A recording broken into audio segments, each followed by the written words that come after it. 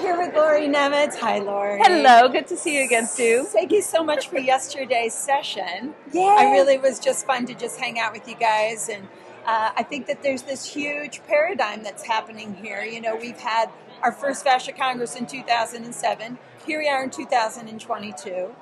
What's all this hype on fascia? Why do you think fascia is an important thing? Period. Why is it important? Who cares about fascia? Well, it's a good question, and that's why we're here. Actually, again, oops, there's my microphone. Just making sure we're there. It's a good question. It's what's been kind of left out of the conversation for a long time. So we're bringing it back into the conversation. You mean things like I was part of the Fascia Net Destination project, and having something to show visually to people is really important as well. It's what connects us. So we've been going on a very biomechanical model, but we're beginning to be fascinated with fascia, not only for the connectiveness in movement, which we're all excited about, but its role in disease and inflammation and everything else of that nature. We're really only starting to scratch the surface of what we know.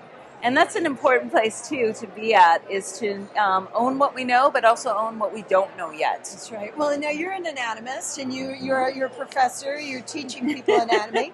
Are you bringing fascia into the conversation? Oh, of course. I cannot help myself. One of the very few.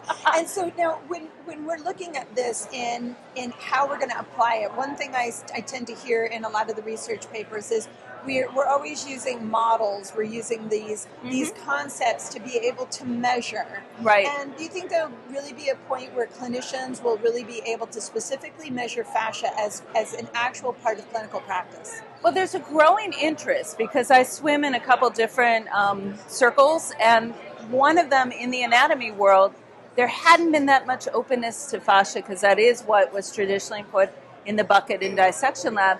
But there's growing interest, especially with our aging population.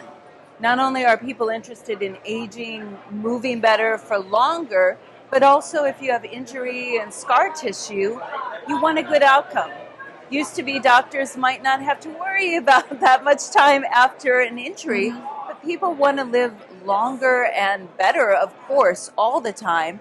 But we have more surgeries than ever before that have happened. And younger. So we want to be able to know how to heal from that or prevent, again, some of these things as well.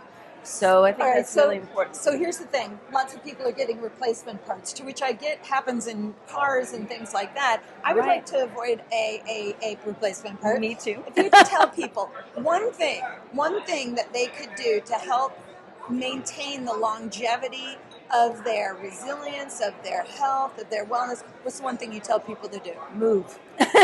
Move and move often. And I'm big on environmental space, whether that is literally going outside and hitting the trail. I'm usually on a trail for 2 hours a day. Religiously, that is where I go, partly because being out in nature is fantastic, but anytime you're outside, whether you live in a city or somewhere outside of the city, you have challenges that you don't find in the gym. Surfaces are uneven. Who you are negotiating around in space. If you're out on the trail, my pathway changes depending on the weather and the time of the year. So I am out there to keep myself resilient to what comes up for the rest of life. And to move and move well. I love that. Lauri, how can everybody find you if they want to know more about all your awesome work? Woohoo! Wellnessbridge.com is my website, www.wellnessbridge.com. And I am coming out with a book, I should say, at the end of the year. I always forget these sorts of things. No, this was my last question. I know you're coming out with a book, so I'm really excited. And your basic premise of the book? Well, it's the myofascial system in form and movement. So it's looking at it through different lenses, looking at how we move, some of the historical models, but also some of the latest research, and also taking into ideas like environmental space, into how it affects psychology, all of those things, what we know and what we're starting to scratch the surface with.